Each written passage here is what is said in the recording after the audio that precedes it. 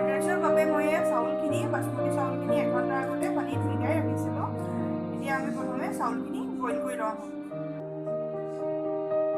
এতিয়া আমি চাউলখিনি বইল কৰি ল'ম, পানীখিনি পেলাই টুকি পেলাই।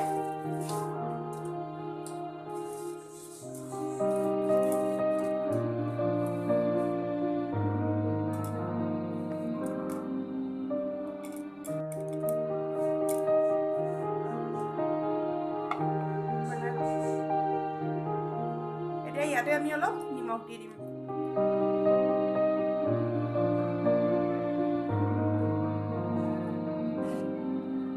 এতিয়া আমি চাউলখিনি ভালদৰে সিজি ল'বলৈ দিম।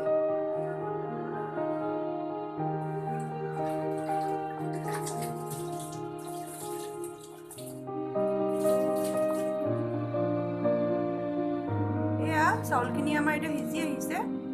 সিজিছেনে ভালকৈ ভিতৰতো আমি এতিয়া এটা এনেকৈ ভাঙি চাই ল'ম। নহবা খাই পেলাই চাইও টেষ্ট কৰিব পাৰে সিজিছেনে নাই সিজা, আৰু অলপ দেৰি দিব লাগিব। চাউলখিনি কাঢ়ি ল'ম।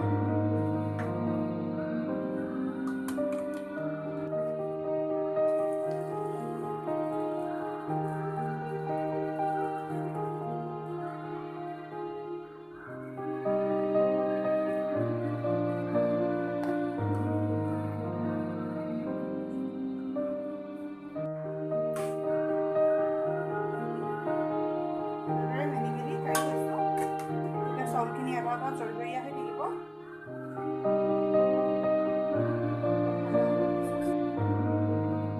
ৰাইচখিনি কাঢ়ি লৈ পেলাই অলপ দেৰি এনেকৈ মেলি থ'ব প্লেট এখনত। তেতিয়া চাউলখিনি অকণ জলজৰীয়া হৈ থাকে, খাবলৈও ভাল হয়। চাউলটো দীঘল দীঘলকৈ ধুনীয়াকৈ ওলায়, পিছত বনাওঁতে ভাঙিও নাযায়।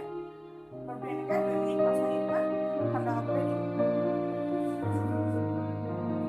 এতিয়া বনাবৰ বাবে আমি সেয়া কেৰাহীখন পাতিছোঁ, গৰম হ'ব দিছোঁ। অলপ ডাঙৰ চাইজৰ কেৰাহী লৈছোঁ, যিহেতু ভালদৰে ফ্ৰাই কৰিব লাগিব আমি সেইবাবে। এতিয়া ইয়াতে আমি অলপ অইল দি যাম।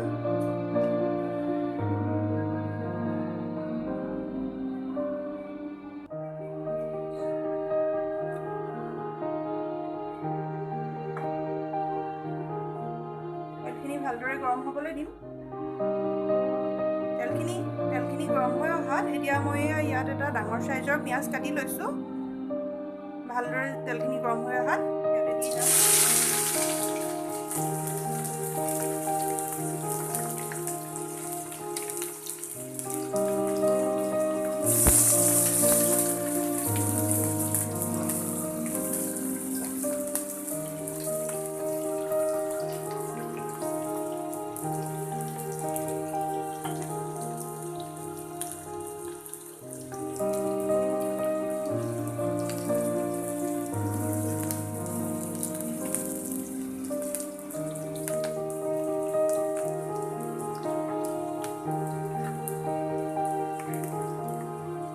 তেলখিনিৰ লগতে মই ইয়াত কাটি থোৱা কেঁচা জলকীয়া 2টা এনেদৰে কাটি লৈছিলোঁ, ইয়াত দি দিম।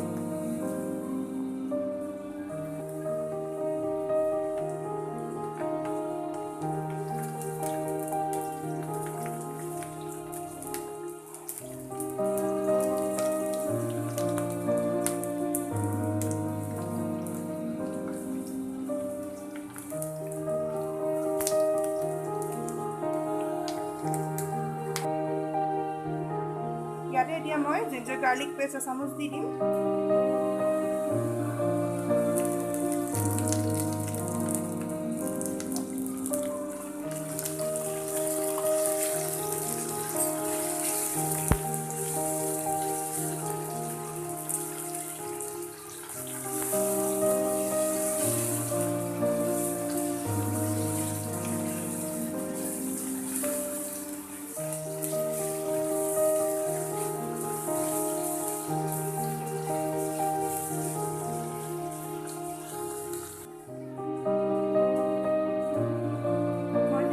ফ্ৰাইড ৰাইচ বনাইছোঁ, সেইবাবে মই ভেজিটেবলত লৈছোঁ এয়া গাজৰ মিডিয়াম চাইজৰ এটা কাটি লৈছোঁ সৰু সৰুকৈ, এনেদৰে দেখিছে নহয়।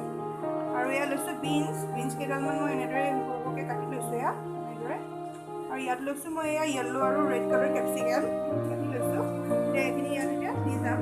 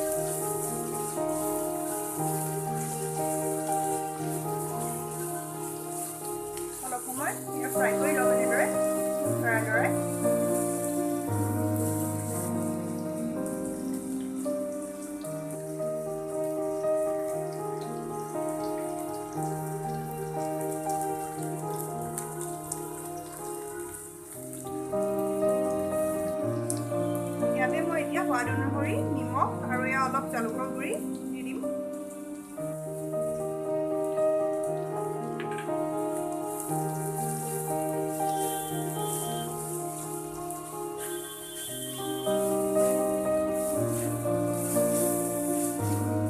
খাবলৈ খুবেই সোৱাদ লাগে, আপোনালোকেও এনেদৰে বনাই চাব, খুব ইজিলি ঘৰতে বনাব পাৰি।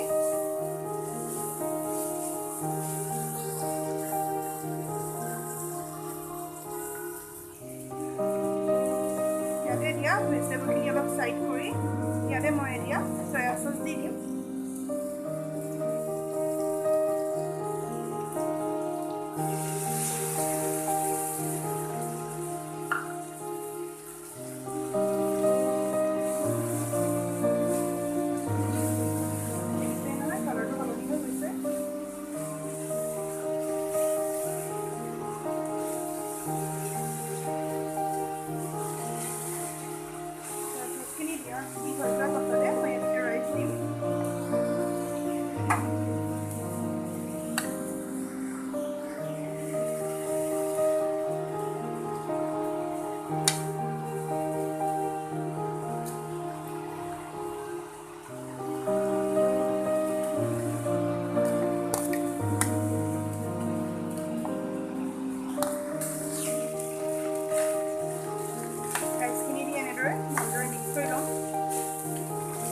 হাই ফ্লেমতে বনালে ভাল লাগে, ৰেষ্টুৰেণ্ট নিচিনা চেণ্টটো আহে।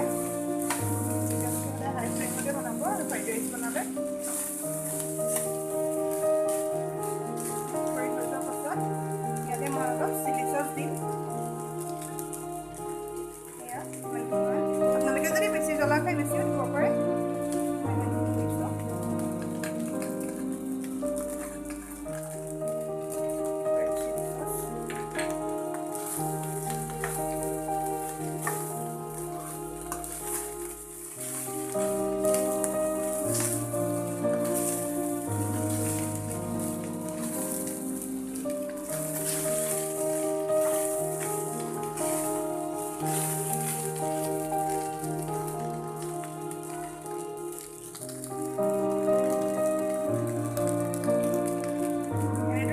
হৈ যোৱাৰ পাছত 2 মিনিটমান থৈ দিলে আৰু ভাজি থাকিলে ৰেডি হৈ যায়।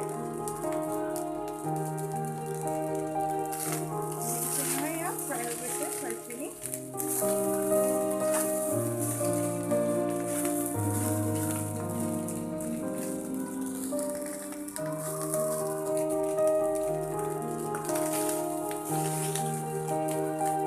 এতিয়া আমাৰ ইয়াত হৈ গৈছে ফ্ৰাইড ৰাইচখিনি। এতিয়া আমি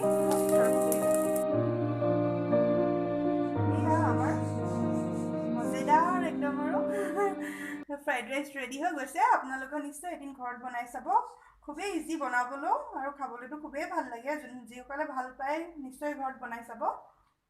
যদি ভিডিঅ'টো চাই ভাল পালে তেনেহ'লে লাইক, কমেণ্ট আৰু ছাবস্ক্ৰাইব কৰিব চেনেলটো। ধন্যবাদ।